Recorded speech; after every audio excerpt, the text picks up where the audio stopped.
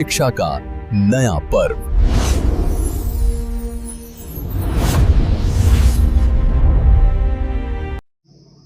जय छत्तीसगढ़, जय जौहर संगवारी हो। स्वागत है आप सबका नवपर्व एकेडमी में। जैसा कि आप सबको पता है कि छत्तीसगढ़ में शिक्षक भर्ती का शंखनाद हो चुका है। व्यापम द्वारा इनका एग्ज़ाम डेट जारी किया जा चुका है। जैसे सहायक शिक्षक का जो एग्ज़ाम है वो 11 अक्टूबर को होने वाला है। शिक्षक का जो एग्ज़ाम है वो 25 अक्टूबर को होने वाला है। साथ ही साथ व्याख्याता का जो एग्ज़ाम है वो होने वाला है 29 नवंबर को। तो अब आपको किसी भी चीज़ का इंतज़ार नहीं करना है। नोटिफिकेशन कब आएगा, कब सिलेबस जारी होगा, इन सभी चीज़ों को अभी साइड में रख करके आपको अपनी तैयारी पे लग जाना है। आज का जो यह वीडियो है वो मैं लेकर के आया हूँ सिलेबस नहीं, सफलता का रोड मैप। आज के वीडियो में मैं कोई लेक्चर नहीं लेने वाला हूँ, मैं आपको एक रोड मैप बताने वाला हूँ कि कैसे हम इस जॉब में 90+ स्कोर लेकर के आए। तो चलिए बिना किसी देरी के आज का जो हमारा वीडियो है वो हम स्टार्ट करते हैं। ध्यान रखेंगे कि शिक्षक भर्ती वर्ग 2 के लिए है, ठीक है। स्पेसिफिक मैं यहाँ पर बात करने वाला हूँ SST वालों के लिए, ठीक है। चलिए शुरू करते हैं। सबसे पहले मैं आपको बता दूं कि शिक्षक भर्ती का जो एग्ज़ाम है वो आप सबको पता है कि 25 अक्टूबर को होने वाला है। 25 अक्टूबर 2026 को शिक्षक भर्ती वर्ग 2 का एग्ज़ाम होने वाला है। सबसे पहले हम बात करते हैं योग्यता की। क्या है इसकी योग्यता? तो ये जो आपके सामने लिखा हुआ दिख रहा है वो मैंने राजपत्र से लिया है, ठीक है। अपने से कोई भी चीज़ मैंने इसमें इंक्लूड नहीं की है। तो सबसे पहले योग्यता में क्या दिया गया है, आपके पास स्नातक तथा प्रारंभिक शिक्षा शास्त्र, चाहे उसे किसी भी नाम से जाना जाता हो, में द्विवर्षीय डिप्लोमा होना चाहिए, ठीक है। या उसके अलावा अथवा में दिया गया है कम से कम 50% अंकों के साथ स्नातक तथा शिक्षा बीएड में 1 वर्षीय स्नातक ये होना चाहिए। स्नातक मतलब ग्रेजुएशन, आप समझ रहे होंगे। 50% अंक के साथ आपके साथ ये सभी चीज़ें होनी चाहिए। अगर ये दोनों नहीं हैं तो आपके पास होना चाहिए कम से कम 45% अंकों के साथ स्नातक एवं शिक्षा बीएड में 1 वर्षीय स्नातक, जो इस संबंध में समय समय पर जारी किए गए NCTE मान्यता मापदंड तथा क्रियाविधि विनिमयों के अनुसार प्राप्त किया गया हो। अगर ये भी नहीं है, ठीक है, तो आपके पास होना चाहिए कम से कम 50% अंकों के साथ उच्चतर माध्यमिक अथवा इसके समकक्ष तथा 4 वर्षीय BA BEd, ठीक है, या BSc BEd, ये सभी होना चाहिए। अगर ये नहीं है तो आपके पास कम से कम 50% अंकों के साथ BEd स्पेशल एजुकेशन में 1 वर्षीय स्नातक हो। मतलब फाइनली मैं अगर यहाँ पे बात करूँ तो आपके पास ग्रेजुएशन होना चाहिए, ठीक है। ग्रेजुएशन के साथ साथ आपके पास BEd की डिग्री होनी चाहिए, ठीक है।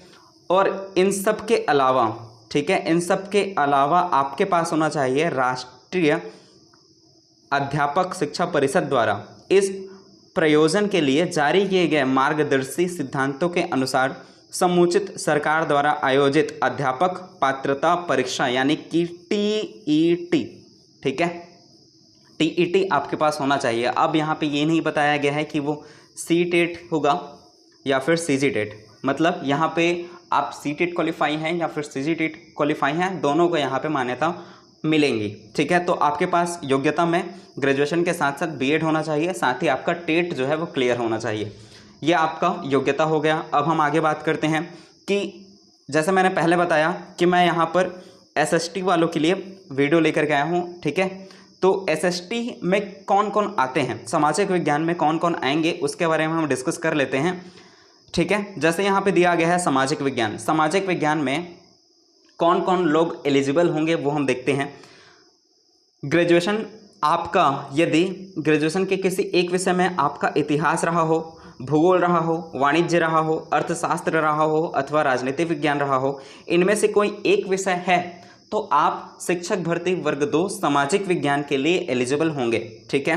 हिस्ट्री होना चाहिए या फिर जियोग्राफी या फिर इकोनॉमिक्स, ठीक है, या फिर पॉलिटिकल साइंस, ये सभी चीज़ें आपका है तो आप सामाजिक विज्ञान में एलिजिबल होंगे, ठीक है। यहाँ पे बाकी विषयों का भी दिया गया है, जैसे अंग्रेजी में अंग्रेजी साहित्य स्नातक स्तर पर विषय रहा हो, यानी कि ग्रेजुएशन में आपका क्या हो, इंग्लिश लिटरेचर हो, हिंदी के लिए हिंदी लिटरेचर होना चाहिए, ठीक है।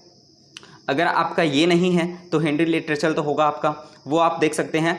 यहाँ पे ये बताया गया है कि जैसे कोई व्यक्ति जो है वो बीए किया है, ठीक है, बीए में उसका जो विषय है वो हिंदी इंग्लिश हो, ठीक है, सामान्य, उसके बाद हिंदी लिटरेचर हो या फिर इतिहास हो या फिर पॉलिटिकल साइंस हो। अगर यहाँ पे जो दिया गया है, ठीक है, सामाजिक विज्ञान के अंतर्गत जो जो चीज़ें यहाँ पे दी गई हैं, चाहे इतिहास हो, भूगोल हो, वाणिज्य हो, अर्थशास्त्र हो अथवा राजनीति विज्ञान हो, इनमें से किसी भी एक विषय में अगर आपने ग्रेजुएशन किया है तो आप जो है वो सामाजिक विज्ञान के लिए एलिजिबल होंगे, ठीक है। इतनी चीज़ें समझ में आ गई। चलिए अब हम आगे बढ़ते हैं। सबसे पहले सिलेबस का जो अंक है वो कैसे डिवाइड किया गया है वो हम देखते हैं। जैसे कि आपको पता है कि इस बार का जो एग्ज़ाम है वो विषयवार होगा, सब्जेक्टिव वाइज होगा, ठीक है।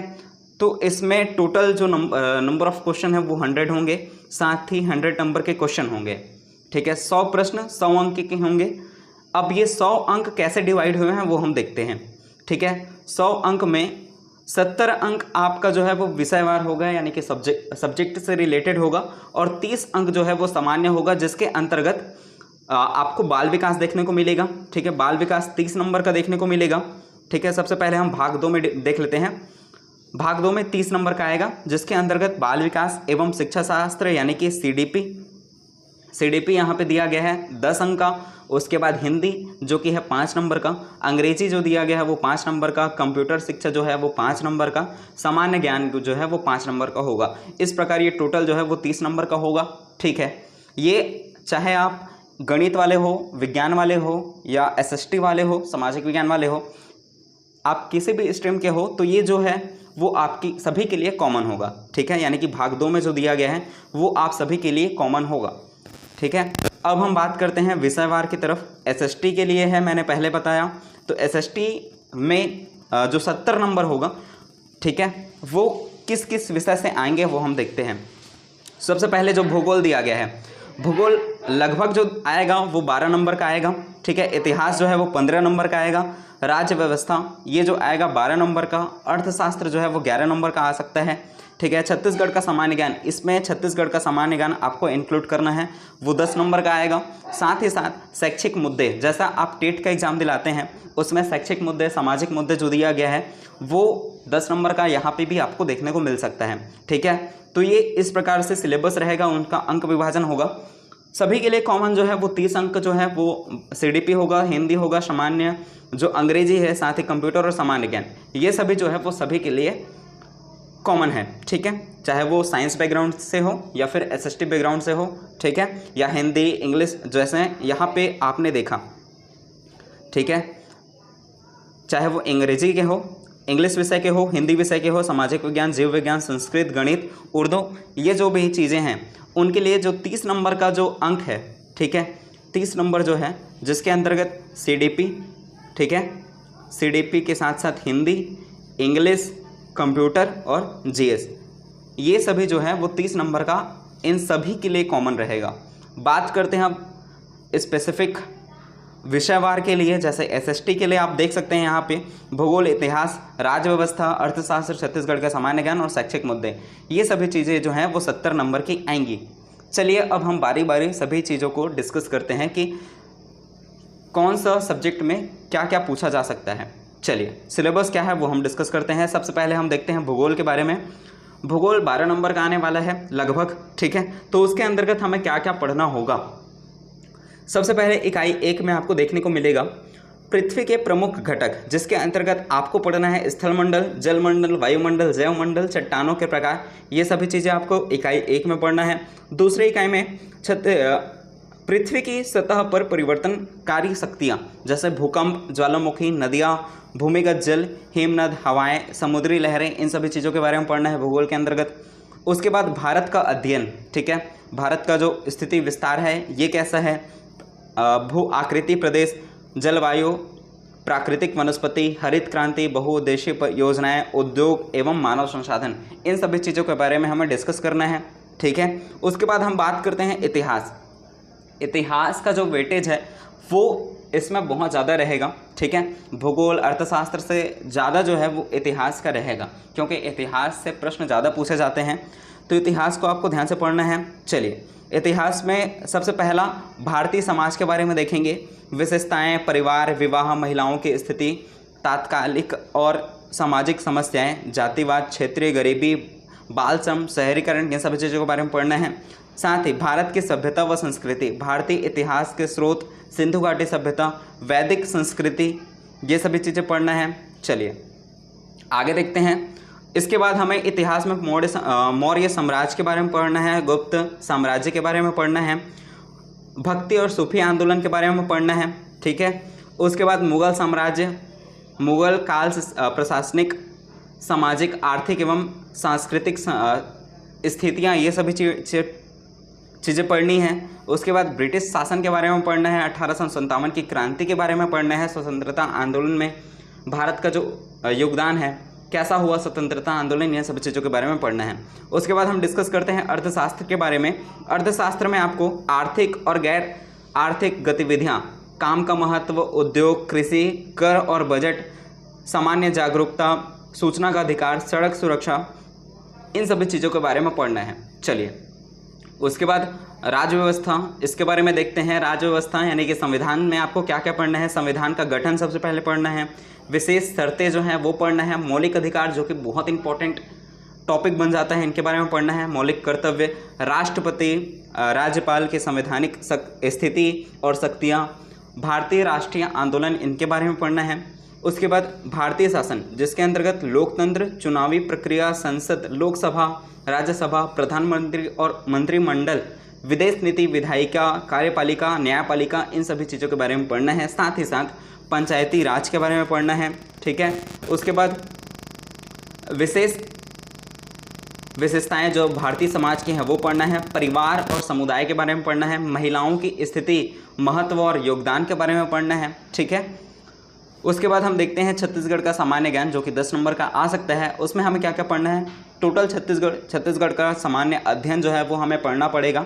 ठीक है, इसके अंतर्गत हमें छत्तीसगढ़ का इतिहास, स्वतंत्रता आंदोलन, साथ ही साथ छत्तीसगढ़ के प्रमुख व्यक्ति जो हैं उनके बारे में पढ़ना है, पर्यटन स्थल के बारे में पढ़ना है। ठीक है, छत्तीसगढ़ का जो भूगोल है उनके बारे में पढ़ना है, स्थिति विस्तार, मिट्टी, जलवायु, जल संरक्षण, वन्य जीव, कृषि, खनिज संसाधन, परिवहन, छत्तीसगढ़ की जनजाति, इन सभी चीज़ों के बारे में आपको पढ़ना पड़ेगा। ठीक है, उसके बाद हमारा बचा 10 नंबर का शैक्षिक मुद्दे।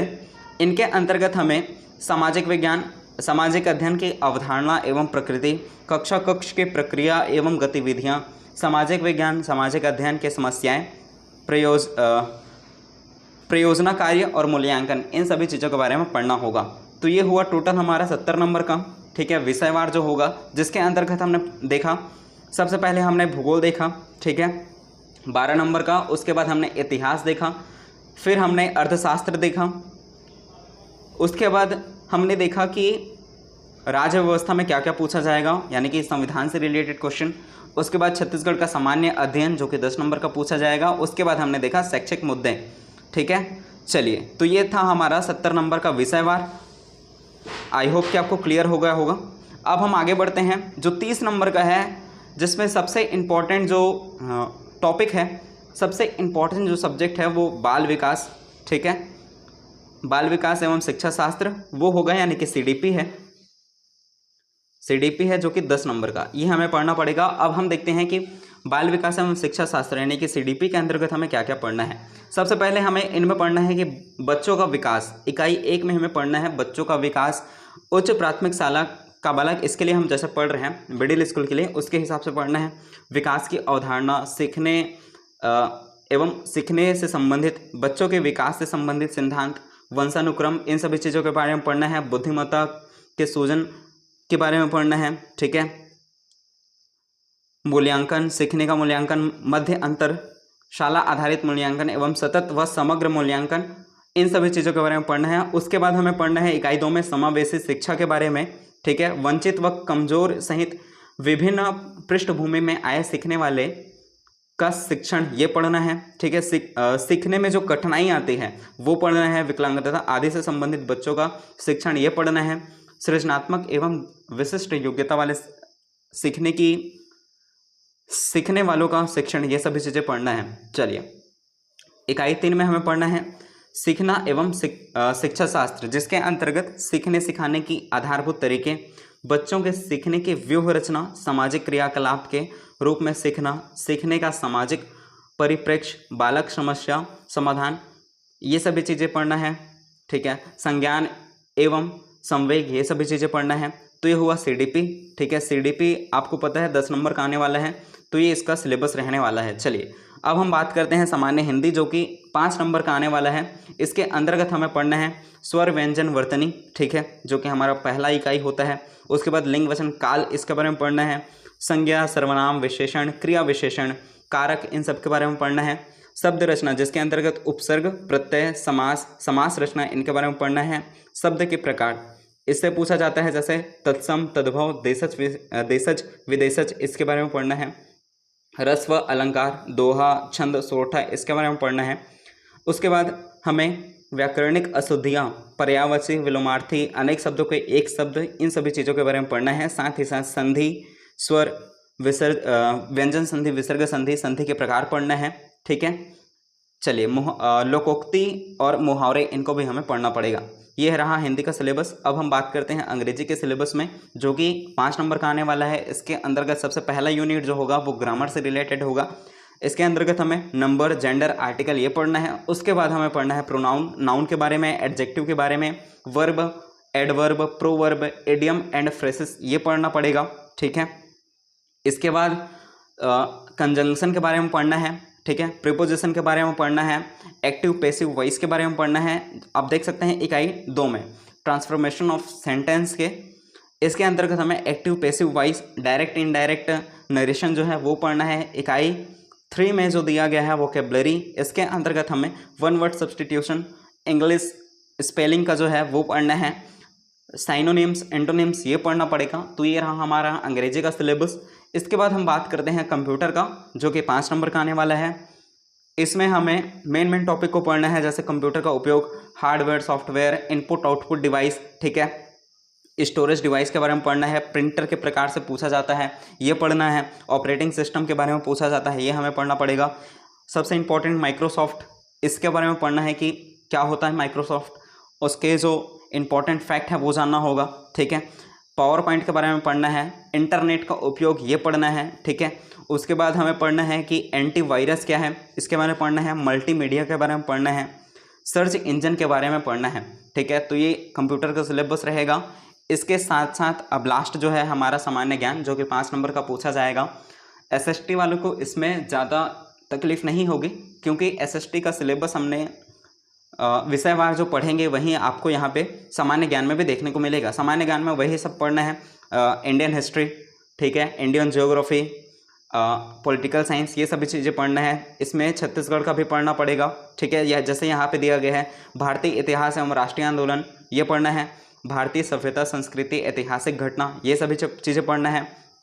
1857 से 1947 तक तथा 1947 के बाद के घटनाक्रम को पढ़ना है। ठीक है, उसके बाद भूगोल, भारत तथा विश्व का भूगोल पढ़ना पड़ेगा। छत्तीसगढ़ की जानकारी, इतिहास, भूगोल, राजनीतिक, अर्थव्यवस्था, ये सभी चीज़ें पढ़ना है। पुरस्कार, सम्मान, परंपराएं, लोकगीत, संगीत, इनके बारे में पढ़ना पड़ेगा। ठीक है, उसके बाद मौलिक कर्तव्य, संविधान से रिलेटेड, राजनीतिक व्यवस्था, संवैधानिक अधिकार, सूचना के अधिकार, ये सभी चीज़ें पढ़ना है। उसके बाद अर्थव्यवस्था में हमें सामाजिक एवं आर्थिक विकास, जनसंख्या परिप्रेक्ष्य, सकल राष्ट्रीय उत्पादन, ये सभी चीज़ें पढ़ना है। ठीक है, पंचवर्षीय योजना के बारे में पढ़ना है। ग्रामीण विकास, इसके बारे में पढ़ना है। भारतीय अर्थव्यवस्था, बैंक प्रणाली, वर्तमान आर्थिक घटनाक्रम, ये सभी चीज़ें हमें पढ़नी पड़ेगी सामान्य ज्ञान के अंतर्गत। करंट अफेयर्स को भी इसमें इंक्लूड करेंगे हम। ठीक है, तो ये रहा हमारा सिलेबस का वीडियो। आई होप कि आपको वीडियो अच्छा लगा होगा। इसका PDF आपको मेरे टेलीग्राम चैनल में मिल जाएगा। टेलीग्राम ग्रुप का लिंक नीचे डिस्क्रिप्शन बॉक्स में दिया गया है, वहाँ से जाकर के आप टेलीग्राम ग्रुप को ज्वाइन कर लीजिए। वहाँ आपको PDF निःशुल्क मिल जाएगा। PDF के लिए कोई भी फीस आपको देना नहीं पड़ेगा। आई होप कि आपकी सभी चीज़ें समझ में आई होंगी। ठीक है, मेन चीज़ें आपको ध्यान में रखना है, इस बार का जो एग्ज़ाम है वो विषयवार होगा, जिसमें ज़्यादा वेटेज जो होगा वो हमारा विषयवार ही होगा। सब्जेक्टिव जो चीज़ें हैं वो हमें पढ़ना होगा, लेकिन हम इसको निगलेक्ट नहीं कर सकते। ये सभी चीज़ें जो हैं वो हमारा स्कोर जो है वो बढ़ाएंगी। ये क्योंकि जो एग्ज़ाम है उसमें एक एक नंबर जो है वो मायने रखता है। एक नंबर से लोग लिस्ट से बाहर हो जाते हैं, लिस्ट के अंदर हो जाते हैं। तो हमें सभी चीज़ों को बहुत अच्छे तरीके से पढ़ना है। तो मैं सोच रहा हूँ कि सभी चीज़ों के लिए क्लासेस लेके आऊँ। अब आप मुझे कमेंट करके बताना कि थ्योरी प्लस MCQ लेके आऊँ या MCQ ही लेकर के आऊँ, और साथ ही साथ टाइमिंग भी बताना। मैं सबसे पहले प्रीवियस ईयर क्वेश्चन पेपर को सॉल्व कराने वाला हूँ, तो इस चैनल से जुड़ जाइए, इस चैनल को सब्सक्राइब कर लीजिए। इसमें आपको शिक्षक भर्ती की पूरी तैयारी निःशुल्क कराई जाएगी, साथ ही साथ PDF भी सारी चीज़ों के आपको निःशुल्क मिल जाएंगे। आई होप कि आपको वीडियो अच्छा लगा होगा। अगर आपको वीडियो अच्छा लगा है तो वीडियो को लाइक कर देना, चैनल को सब्सक्राइब कर लीजिए और इसे ज़्यादा से ज़्यादा शेयर कीजिए। साथ ही टॉपिक आप बता सकते हैं कि कौन सा सब्जेक्ट से हम वीडियो स्टार्ट करें। CDP में स्टार्ट करने का सोच रहा हूँ, और साथ ही साथ इंडियन जियोग्राफी या इंडियन हिस्ट्री या फिर CG हिस्ट्री या CG जियोग्राफी, इनमें से किसी एक सब्जेक्ट को लेकर के मैं स्टार्ट करने वाला हूँ। तो आप कमेंट करके ज़रूर बताना कि कौन सा सब्जेक्ट जो है वह पहले स्टार्ट करें। चलिए मिलते हैं हम नेक्स्ट वीडियो में, तब तक के लिए जय हिंद, जय भारत, जय छत्तीसगढ़।